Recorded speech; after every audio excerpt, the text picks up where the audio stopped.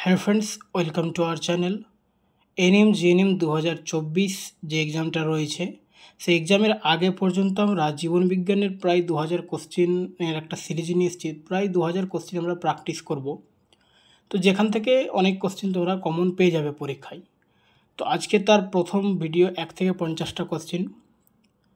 প্রথম কোশ্চেন হচ্ছে, সালোক সংশ্লেষকালে এটিপি সৃষ্টিকে বলা হয় phosphorylation, oxidative phosphorylation, photophosphorylation, substrate level phosphorylation. তো সালোক সংশ্লেষকালে যখন এটিপি সৃষ্টি হয় তখন সেটাকে বলা হয় ফটোফসফোরাইলেশন। লোহিত রক্তকণিকার আয়ুষ্কাল কতদিন? খুব ইম্পর্টেন্ট কোশ্চেন এবং ইজি কোশ্চেন একটা, সবাই এর অ্যান্সারটাও জানে এবং অনেক পরীক্ষায় আসে। তো লোহিত রক্তকণিকার আয়ুষ্কাল হচ্ছে 120 দিন। ডিএনএ ও আরএনএ উভয়ে বিদ্যমান কোন ভাইরাসে? তো বলছে ডিএনএ ও আরএনএ উভয়ে বিদ্যমান। অপশান রয়েছে এমএস ফাজ, পোলিও ভাইরাস, রস সারকামো, মাম্পস ভাইরাস। তো অ্যান্সার হচ্ছে রস সারকামো, অপশান সি। উদ্ভিদের মূল প্রতিকূল অভিকর্ষী, অনুকূল অভিকর্ষী, অনুকূল আলোকবর্তী, জল প্রতিকূলবর্তী। তো উদ্ভিদের মূল অভিকর্ষের দিকে যাই বা অভিকর্ষের দিকে যাই, তো অ্যান্সার হচ্ছে অনুকূল অভিকর্ষী। সর্বাপেক্ষা ক্ষুদ্র আয়তনের ভাইরাস কি? সর্বাপেক্ষা ক্ষুদ্র আয়তনের ভাইরাস হচ্ছে রাইনো ভাইরাস। এইডস হলো ভাইরাস ঘটিত অসুখ, ছত্রাক ঘটিত অসুখ, জিন ঘটিত অসুখ, ব্যাকটেরিয়া ঘটিত অসুখ। তো এইডস হচ্ছে একটা ভাইরাস ঘটিত অসুখ। এই এইডসের ভাইরাস হচ্ছে HIV।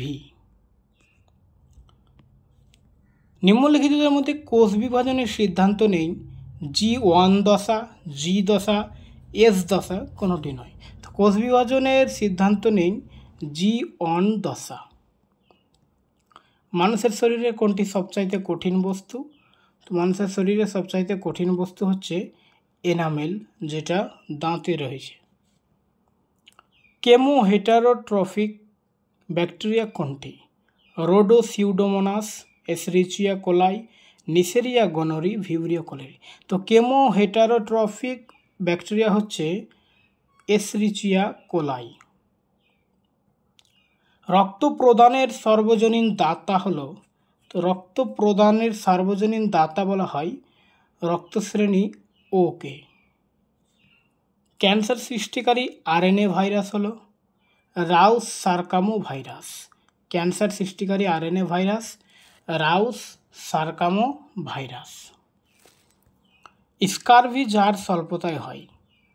অপশান রয়েছে vitamin D, vitamin B, vitamin C, vitamin A. তো ভিটামিন সি এর অভাব বা স্বল্পতা হলে স্কারভি হয়। ভিটামিন ডি এর অভাব হলে রিকেট রোগ হয়, রিকেট।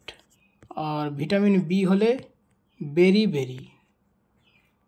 ভিটামিন বি এর অভাব হলে বেরি এবং ভিটামিন এর অভাব হলে রাতকানা। আর ভিটামিন সি আমরা যেটা পড়লাম সেটা হচ্ছে স্কারভি।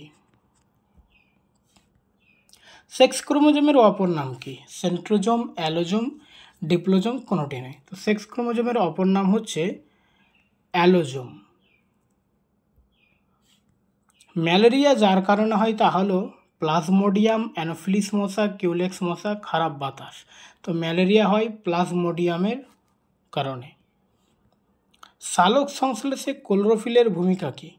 সালোক সংশ্লেষে ক্লোরোফিলের ভূমিকা হচ্ছে আলোক শোষণ এবং জলের ফটোলাইসিস। যার দ্বারা জিনগত সংকেত বাহিত হয় তা হলো fatty acid, protein, nucleic acid, carbohydrate.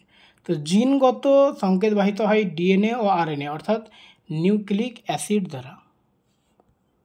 ব্যাকটেরিয়ার কোষ প্রাচীর প্রধানত কী উপাদান দ্বারা গঠিত? ব্যাকটেরিয়ার কোষ প্রাচীর প্রধানত পেপটাইডোগ্লাইকেন দ্বারা গঠিত। আর সেলুলোজ কোথায় দেখা যায়? উদ্ভিদের কোষে। কিছু ফুল সূর্যোদয়ের পরে ফোটে কিন্তু সূর্যাস্তের সঙ্গে সঙ্গে বুঝে যায়। এটি হলো, অর্থাৎ সূর্যোদয়ের পরে ফুটছে, সূর্যাস্তের সঙ্গে সঙ্গে বুঝে যাচ্ছে এটা তাহলে আলোর সঙ্গে সম্পর্কিত, অর্থাৎ ফটোনেস্টি। যদি রাসায়নিক পদার্থের সঙ্গে সম্পর্কিত হয় তাহলে কেমোনেস্টি হবে। ক্যাপসিডবিহীন ভাইরাস হলো বসন্ত ভাইরাস, রাউস ভাইরাস, টিএমবি ফাজ ভাইরাস, কোনোটি নয়। ক্যাপসিডবিহীন ভাইরাস হচ্ছে রাউস ভাইরাস। কোন রোগটি ফুসফুসকে আক্রান্ত করে? অ্যালার্জি, যক্ষা, টিটেনাস, ক্যান্সার। তো যক্ষা রোগ হলে এটা ফুসফুসকে আক্রান্ত করে। কোন ভাইরাসের আক্রমণে জন্ডিস রোগ হয়? জন্ডিস হয় হেপাটাইটিস ভাইরাসের আক্রমণে। কোন ভিটামিনটি থায়ামিন নামেও পরিচিত? ভিটামিন B1 থায়ামিন নামেও পরিচিত, অর্থাৎ ভিটামিন B1-এর রাসায়নিক নাম হচ্ছে থায়ামিন। বায়ু দ্বারা পরাগায়ন বোঝাতে কোন শব্দটি ব্যবহৃত হয়? তো বায়ু দ্বারা পরাগায়ন বোঝাতে অ্যানিমোফিলি শব্দটি ব্যবহৃত হয়, অর্থাৎ বায়ু দ্বারা পরাগায়ন হলে এটাকে আমরা এক কথায় অ্যানিমোফিলি বলি। সালোক সংশ্লেষে নিম্নোক্ত কোন প্রক্রিয়াটি ঘটে? কার্বন ডাইঅক্সাইডের জারণ, H2 এর জারণ, H2 এর বিজারণ, NH3 এর বিজারণ। তো সালোক সংশ্লেষে নিম্নোক্ত H2 এর জারণ ঘটে। ভিনেগারে উপস্থিত অ্যাসিডের রাসায়নিক নামকে ড্যাশ বলা হয়?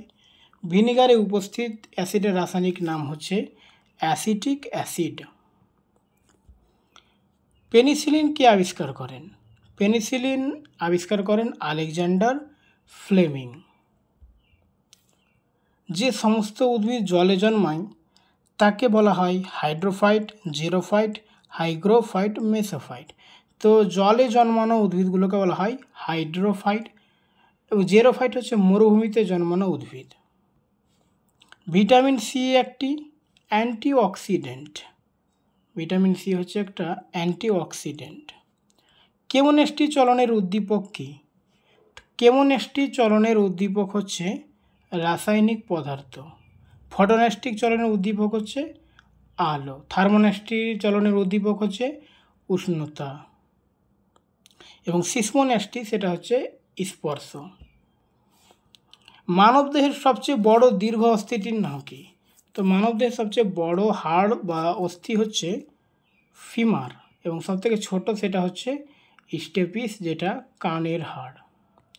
এবং টোটাল আমাদের শরীরে হাড় রয়েছে কতটি? 206টি। ড্যাশ শুধুমাত্র উদ্ভিদ কোষে উপস্থিত থাকে? শুধুমাত্র উদ্ভিদ কোষে উপস্থিত থাকে। নিচের অপশানগুলো রয়েছে mitochondria, nucleus, Golgi body, plastid. তো প্লাস্টিড শুধুমাত্র উদ্ভিদ কোষে থাকে।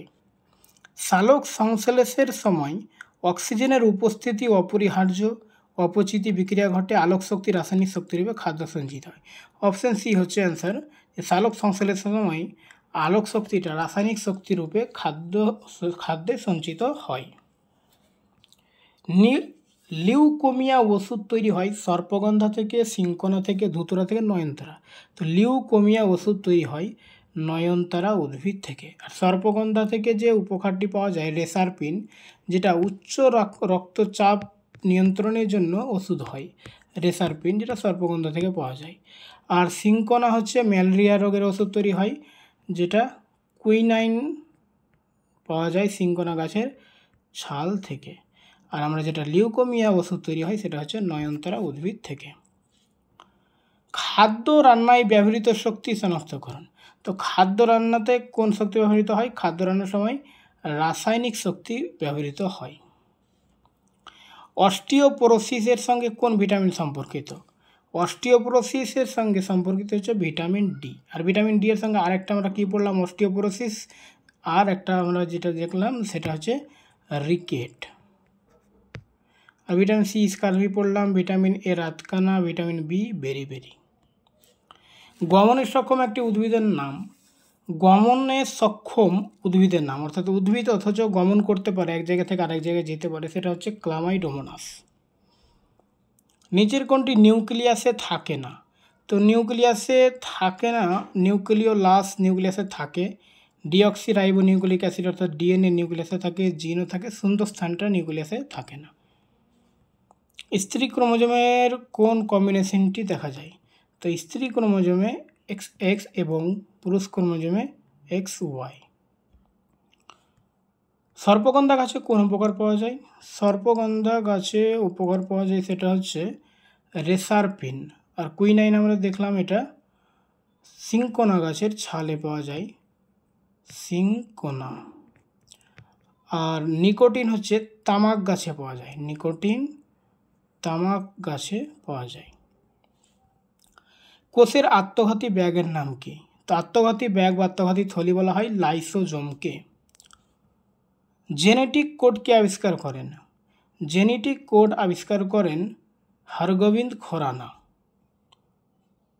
ডিএনএতে নাইট্রোজেন বেস অনুপস্থিত থাকে, ডিএনএতে যে নাইট্রোজেন বেস অনুপস্থিত থাকে অর্থাৎ ডিএনএতে থাকে না, তো ডিএনএতে অ্যাডেনিন থাকে, গুয়ানিন থাকে এবং সাইটোসিন থাকে। ইউরাসিলটা ডিএনএতে থাকে না, আরএনএতে থাকে।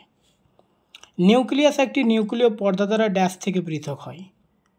তো আমরা কোষের গঠন যখন আমরা দেখেছি, তো এরকম একটা কোষ, তার ভিতরে একটা নিউক্লিয়াস থাকছে, আর এই নিউক্লিয়াসের যে এটা মানে এই দাগটা আমি যেটা দিচ্ছি সেটা হচ্ছে নিউক্লিয় পর্দা, আর এই অংশটা হচ্ছে সাদা অংশটা সাইটোপ্লাজম। তো নিউক্লিয়াস নিউক্লিয় পর্দা দ্বারা সাইটোপ্লাজম থেকে পৃথক থাকছে, মানে এটা নিউক্লিয়াস, আর এখানে যে পর্দাটা রয়েছে চারদিকে, যে নিউক্লিয়াসের চারদিকে, সেটা সাইটোপ্লাজম থেকে তাকে পৃথক করছে। অ্যান্সার হচ্ছে সাইটোপ্লাজম। নিচের কোন কোষকে soldiers of the human body বলা হয়? Soldiers of the human body বা মানব শরীরের সৈনিক শ্বেত রক্ত কণিকা। পিঁপড়ের হুলে কোন অ্যাসিড থাকে? পিঁপড়ের হুলে ফর্মিক অ্যাসিড থাকে। ল্যাকটিক অ্যাসিড কোথায় থাকে? দুধে। একাধিক কোষ দিয়ে গঠিত জীবকে কি বলে? একাধিক কোষ অর্থাৎ একের বেশি কোষ অর্থাৎ বহুকোষী। একটি কোষ হলে এককোষী হতো। পরের কোশ্চিন, নিচের জোড়গুলির মধ্যে কোনটি সঠিক? ফর্মিক অ্যাসিড হলুদ, সাইট্রিক অ্যাসিড লেবু। সাইট্রিক অ্যাসিড লেবুটাই সঠিক হবে, কারণ লেবু থেকে সাইট্রিক অ্যাসিড পাওয়া যায়। অ্যাসিডিক অ্যাসিড তো ভিনিগার হবে, ল্যাকটিক অ্যাসিড দুধ, আর ফর্মিক অ্যাসিড আমরা পিঁপড়ের হুল পড়লাম। তো এগুলো তিনটা ভুল রয়েছে, সাইট্রিক অ্যাসিড লেবু এটা ঠিক রয়েছে। বাস্তুতন্ত্রের কোন স্থানের সমগ্র প্রাণীকুলকে একসঙ্গে কি বলা হয়? তো সমগ্র প্রাণীকুলকে একসঙ্গে বলা হয় ফনা। নিচের কোনটি প্রোটিনের উৎস নয়? মাছ প্রোটিন পাওয়া যায়, মাংস প্রোটিন, দুধ প্রোটিন থাকে, লেবুতে কোনো প্রোটিন থাকে না, তো প্রোটিনের উৎস নয়, অ্যান্সার হবে লেবু। সালোক সংশ্লেষণের সময় মুক্ত অক্সিজেন এখান থেকে আসে। তো সালোক সংশ্লেষণের সময় মুক্ত অক্সিজেন জল থেকে আসে। বাকি 51 থেকে আমি 100 এর পরের ভিডিওতে নিয়ে আসবো। ওকে।